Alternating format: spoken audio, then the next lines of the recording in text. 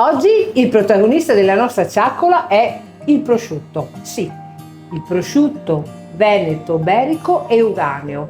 Una preparazione tipica della zona dei colli euganei e berici. Perché? Pensate che già dal Medioevo si riteneva che quella zona, particolarmente con il clima particolarmente mite, con un'escursione termica tra il giorno e la notte, fosse una zona particolarmente indicata per la stagionatura delle carni di maiale.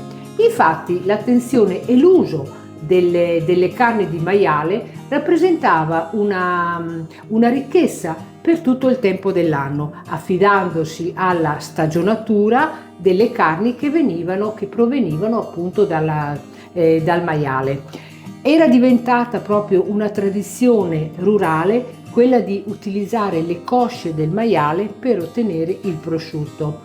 Il prosciutto che viene dapprima salato e poi con cura e attenzione viene stagionato, approfittando, come si diceva prima, del clima mite in prossimità dei colli euganei. Infatti questa particolare attenzione, il profumo ed il gusto particolarmente dolce e delicato ha portato ad avere il riconoscimento DOP, quindi denominazione di origine protetta, nel 1996. Infatti il prosciutto è diventato prosciutto veneto, berico e euganeo DOP, riconoscendo quindi una particolare attenzione e tutti i requisiti nella stagionatura, nella salatura, nella tradizione e soprattutto nel controllo delle carni.